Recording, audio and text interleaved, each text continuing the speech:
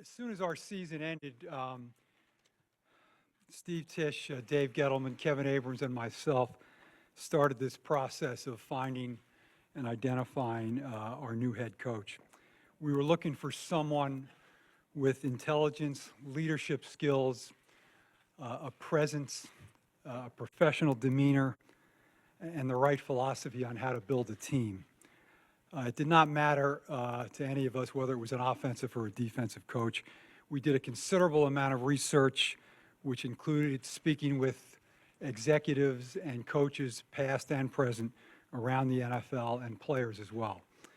We were able to identify some great candidates, but it struck me that the name that constantly came up with just about everybody that we talked to was Pat Shurmur. We had some very impressive interviews with 6 different coaches.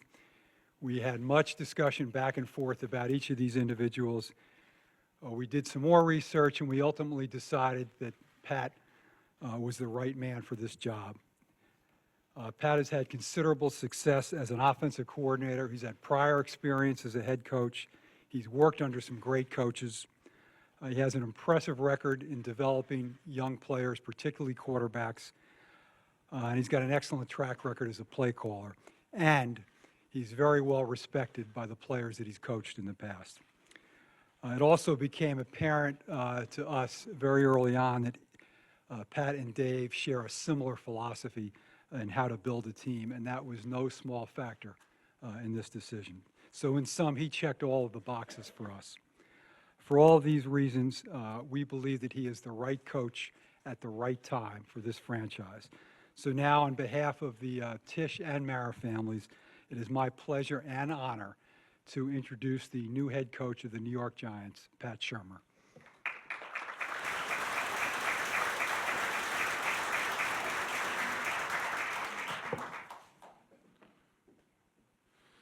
First, I'd like to thank John Mara. I'd like to thank Steve Tisch. I just met John and Lori. I'd like to thank Dave Gettleman, Kevin Abrams, and it's an honor and a privilege to be the head coach of the New York Giants. All right. And we're off, huh? All right, so we got to just keep adjusting, I guess, huh? So, anyways. Well, I was going to tell a joke, so I'll stop, you know? Anyways. But as I mentioned recently, and I think it happened in one of the earlier articles, this is an iconic franchise. I understand most of the history. I walked by 4 Super Bowl trophies.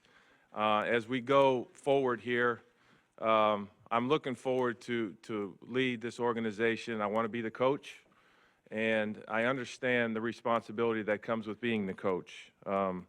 You know, I'm taking over a team was 3-13, so we got to own that. There's a lot of work to be done. There's changes that need to be made. But running parallel with this press conference, I'm hiring a staff of guys that will help us get to where we need to be. And I think that's the important piece. I'd like to thank some other people. My wife, Jennifer, is here. We've been married for 27 and a half years. She's the strength of our family. She's actually East Coast girl. She grew up in Poughkeepsie. Her father was a Giants fan growing up in Waterbury. Her mom is from New York. So this is somewhat of a homecoming. And she really is the strength of our family. We have 4 children. Our daughters are here today, and they cry a lot.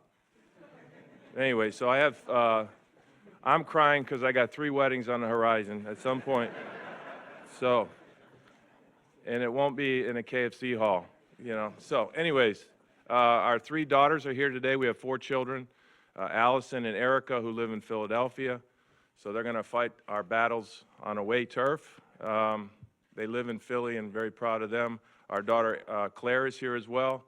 She's a freshman, be a sophomore next year. And then our son Kyle is back in Nashville. He plays quarterback at Vanderbilt. They're terrific kids. They've made great choices. They've spent their senior years in different towns. Get plenty of free advice. Don't, Dad, if the quarterback played better, we'd have won. That play where you hand the ball off and run it up behind the center, I don't like that play. A lot of free advice, but much, much more unconditional love. I'd like to thank my mom back in Michigan. My mom and dad did a heck of a job raising us. They taught us how to compete. They taught us how to have compassion.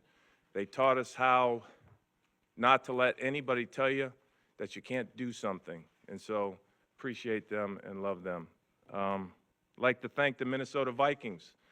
We went there 2 years ago and quickly became very close to the people up there.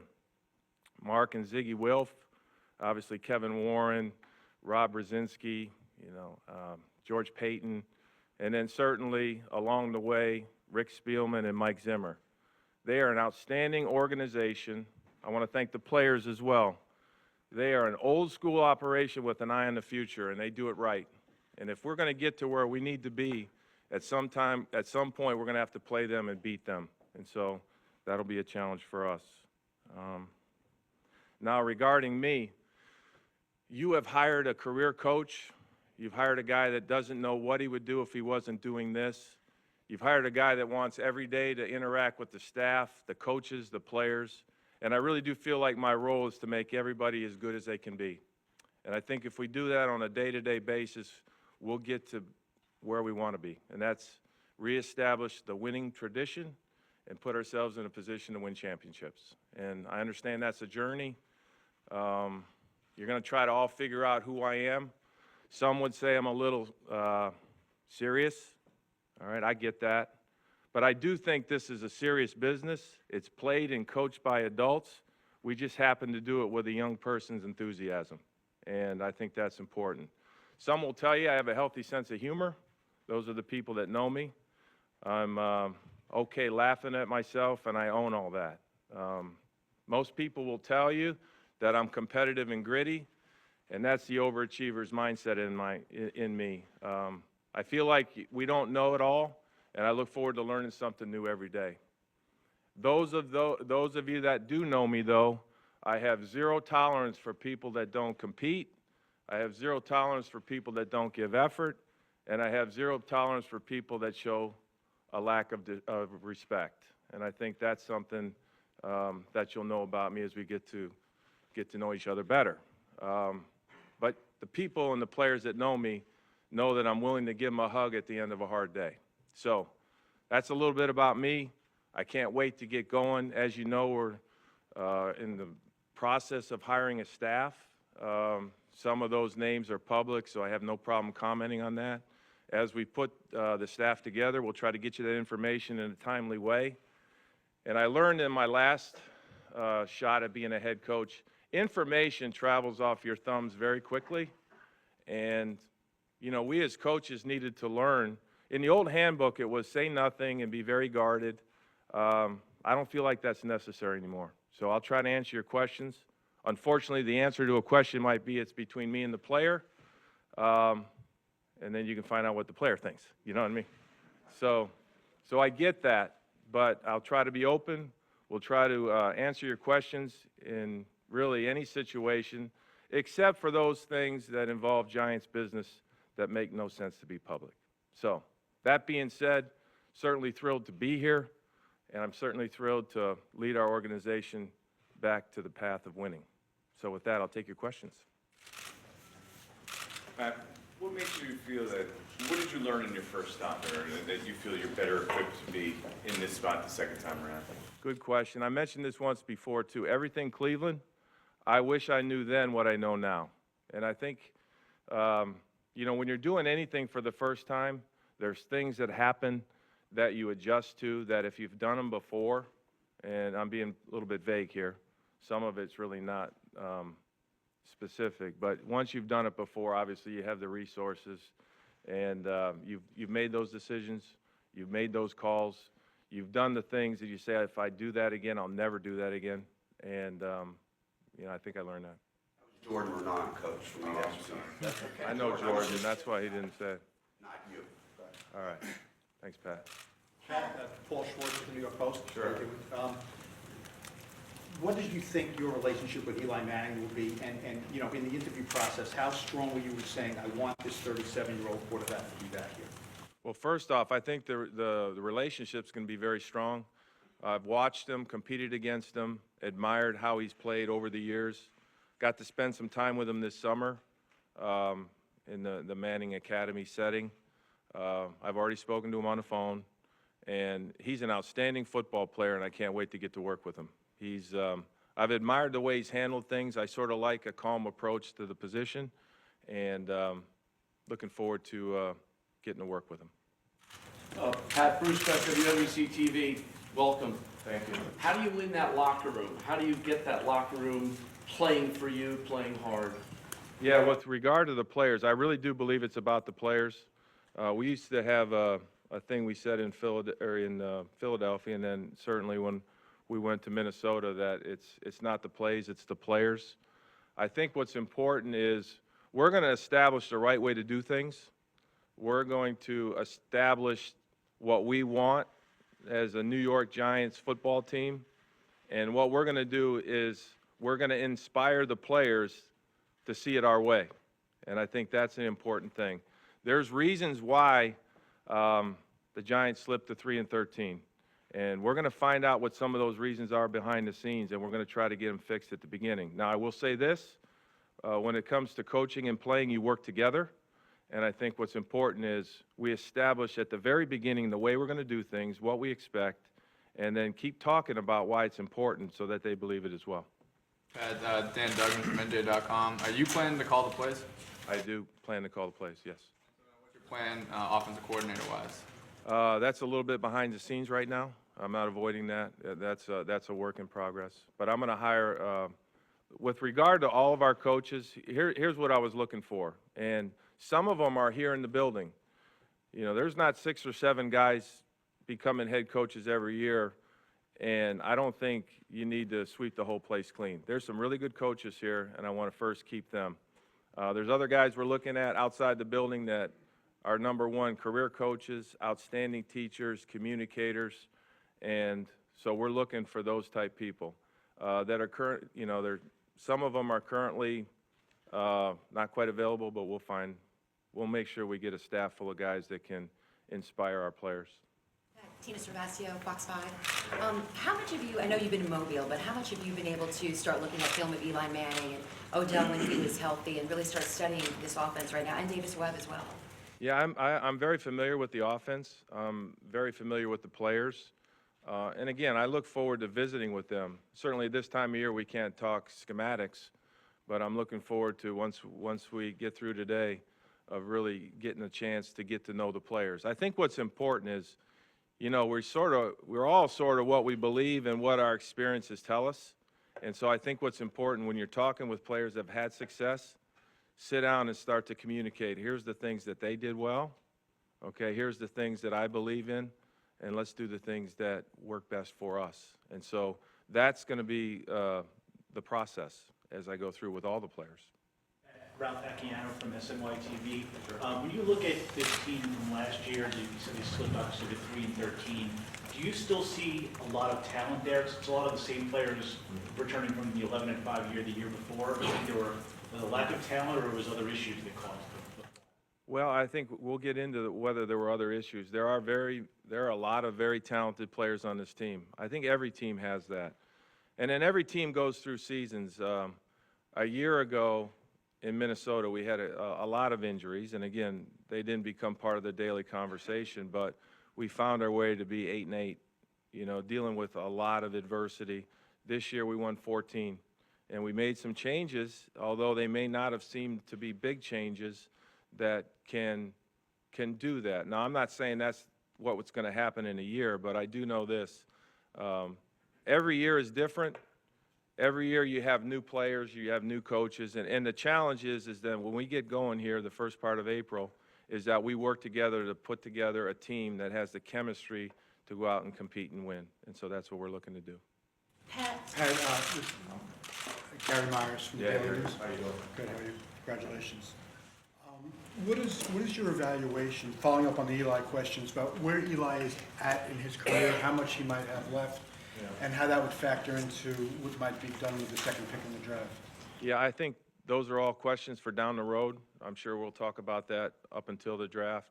I watched Eli throw a little bit this summer, and I walked away saying he looked really, really good. He looked fit. He was throwing the ball well. The ball had, good velocity coming off his hand. And again, I think I think he's got years left. How much? I don't know, but I think he has time left, and I look forward to working with him. With regard to who we're going to draft, you know, I'm not ducking that question. I think that we've got to travel down that road of evaluation to see what happens there. But I think what's important is we have a guy here that's helped this organization win Super Bowls. He's an outstanding player, and I'm really looking forward to working with him. Patricia Traina of Inside Football, welcome. Sure, thank I'm you. just wondering if you've given some thought as to the type of identity, the type of culture you want to build within the locker room. Yeah, no, I think what's important, and I alluded to it, and, you know, we need to have a tough, gritty team that knows how to compete. I think what's important is when we put the roster together, we want to first accumulate 90 players that love to play football. Now, certainly they're going to have the skill and ability to do it, but we want to put together a group of 90 and then eventually get to 53. You know, I think sometimes the good answer for a young player is, I really don't know what I'd do if I didn't have this game, you know? And I think it's the absolute greatest game in the world. And so we need to find guys that love to play the game, and then we'll decide whether they're good enough, and then we'll take it from there. Pat, Tom Rock from Newsday. Hi, how are you? I was wondering if you could talk a little bit about your defensive coordinator, James Bettcher, and just what you think he's going to bring to the team. Yeah, I've known James for a while, and I think he's a rising star in the profession. They've played outstanding defense in Arizona for a very long time. He's a little bit multiple in his scheme, which I think is good. Everybody I've talked to, he inspires the player. He's got a great presence, and we're really fortunate to have him be with us. Very hard to score against. They find a way to put pressure on the quarterback. They do a good job in their coverage schemes, and they've been good at stopping the run. He's had a top 6 defense the last 3 years, and for whatever reason, on the teams I've been on, I've crossed over against him. Excuse me. You say he's multiple in his schemes. Do you envision more of a three-man front here? I think that's talked about often. You know, 3-man front, 5 on the line, 4-man front. I think all defenses play a version of that throughout the game. Even teams that play 5 on the line, you know, they're in nickels 60% of the time, so it's a 4-man front. So the ability to be multiple, in my opinion, as long as you can still remain fundamental, is something that's hard on an offense, and I've faced that through the years. Kim Jones from NFL Network. Hi, Kim. What would you say to a Giants fan base that isn't disappointed with the past season, is furious, and expects a quick turnaround? I get furious. I get quick turnaround. I do know that what's important is we get better every day. With regard to players, if each player swap, so to speak, makes us incrementally better, that's what we're looking to do. You eat an elephant one bite at a time. So we're going to do that, and I think what's important is we just every day work toward getting where we need to be. Then it won't be a three-pointer at the buzzer. Then we will have established a team that can sustain that over time. Pat, if I could follow up, do you have a philosophy at all in dealing with the locker room where probably as a result of the losing was the infighting, the backbiting, you know, the players not getting along and that becoming public here? Yeah, I think, well, first of all, you know, I admire how resourceful people are at getting information. So I don't really believe there's any secrets, okay? So I think what you do is you start initially with the locker room by developing relationships with those guys that love to play football, and you're constantly talking to them about what it means to be a good pro, you know? For a receiver, to be a good pro sometimes is, even though you're frustrated that you didn't get the ball, you got to make sure you keep that in check, you know? So, or for whatever reason, maybe you're a defensive lineman that's not getting as many sacks. They need to understand that the pressure you're putting on the quarterback, even though you didn't sack him, is just as important. So, 2 quick examples of being able to just constantly communicate with the players. We as coaches are educators. We work with the players, and it's important that we inspire them to play their very best. And some of that is going and talking about those types of issues. Pat. Art Stapleton from The Record and NorthJersey.com. we talk about Odell Beckham Jr. here and the role he has in this offense. I'm just curious, I know you have a previous relationship with Eli. Do you have a previous relationship with Odell? Have you had a chance to talk to him yet? And what do you envision for him here in your offense? Well, he's a tremendous player. I went through the evaluation process at the time I was in Philadelphia, and he was high on our draft board. We loved him as a player, and really, pre-draft stuff, we loved everything about him. I've watched him play and compete, and when you throw all the other stuff out and you watch him on the field, he's outstanding. So it makes sense to throw him the football. All right, I'm just going to say that right away. If I didn't acknowledge that, then you definitely got the wrong guy up here. But I think what needs to happen now is I need to get to know him. Need to get to know what makes him tick, and I need to talk to him about what it is that we're looking for a guy that plays for the New York Giants. And I think those are the things that go back to relationship building that need to happen very, very soon. Pat Leonard, New York Daily News. How you doing? Good to see you. He came to Minnesota. On a day it was warm, actually. Yeah. What, like -5? Yeah, exactly. No, John Mara mentioned that you and Dave Gettleman have kind of a similar philosophy on how to build a team. And when you were sitting in that interview, as the Giants are saying, this could be our guy, what made you say, as you're talking specifically to Gettleman about how to go about building a team, what made you say, this is for me? Well, as soon as he said everything starts with the offensive line. And I think there's a great example of that, what we went through in Minnesota. We didn't change the oil up there, we changed the transmission. We went and got 2 free agent offensive linemen. We drafted a center that played like a veteran, and we transformed the offensive line that helped us do the things that helped us win 14 games. And so I think it's very important. No matter how good your offensive line is and your defensive line, you have to address those issues constantly, because if you can't block them and you can't pressure the quarterback, this game gets really, really, really hard. And so I know that about Dave. I know we have a serious mindset when it comes to doing what we can to upgrade in those areas. And some of it may be just inspiring a player on the roster to play better than he's played, and that comes back to coaching. And then we all know that every once in a while you need to get some new players. Pat, Ryan Dunleavy, NJ.com and the Star Ledger. What's your first priority, your first couple priorities once you're done here today? Well, there's a lot kind of running parallel right now. I certainly want to get a feel for the passion in the building. I came in yesterday and I had an opportunity to walk around the building. There's a lot of people here that when you shake their hand, you know that they're fully committed to us winning. So keep that going. We're certainly in the process of putting our staff together, and then we're also running parallel with that the player evaluation phase as well as the player acquisition phase, which is free agency and the draft. So all that runs parallel. Once I get the full staff in place, then we'll start talking about our scheme behind the scenes. And, believe it or not, there's a lot that goes on, and then we're just a few weeks behind that.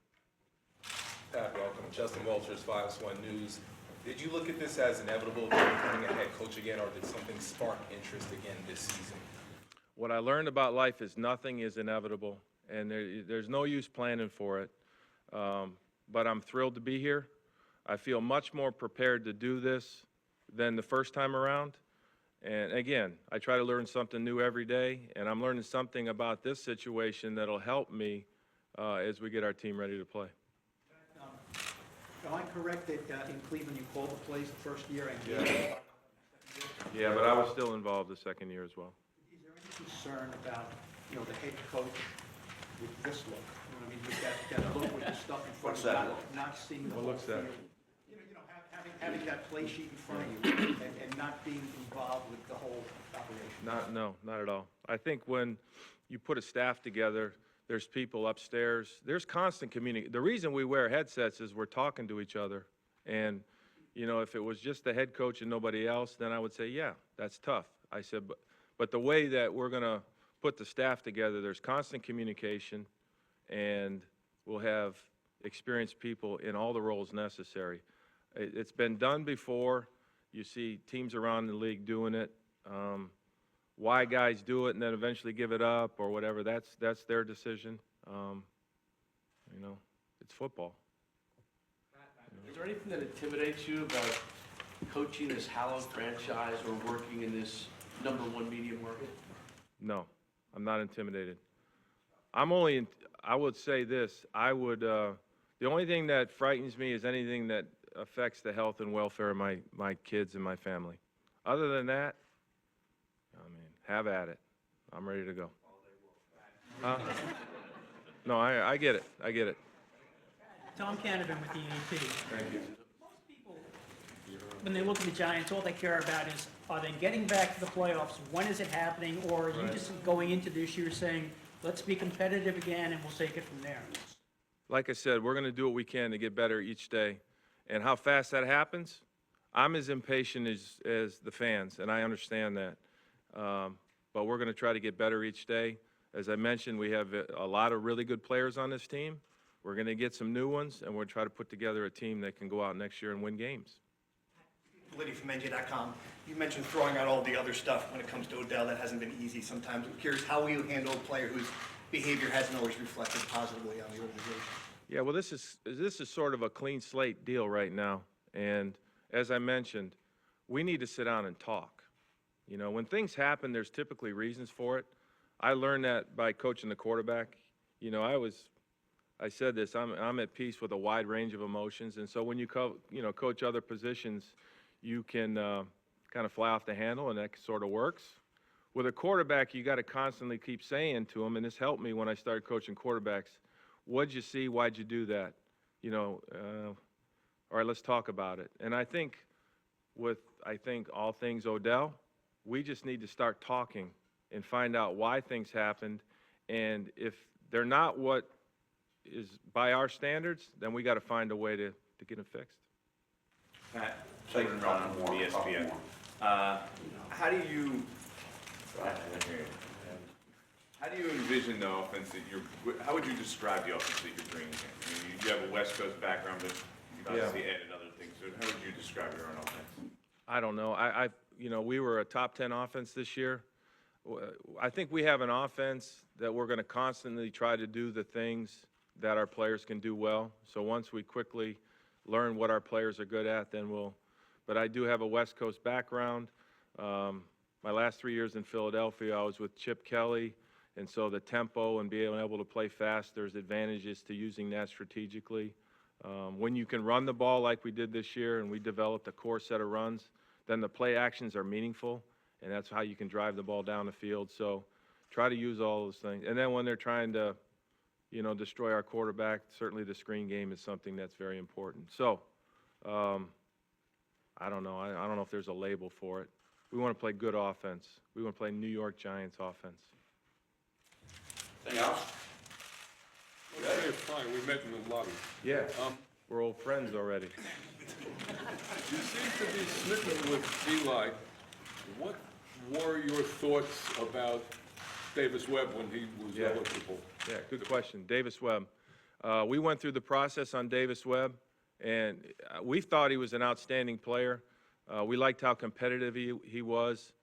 He's got size. He's got good arm strength. We felt like he was a guy worthy of being drafted, and having a chance to be a starter someday. So, again, beyond that, I don't know much about him. There isn't much tape out there on him that I was able to see. And so he's another player that I'm looking forward to getting to know.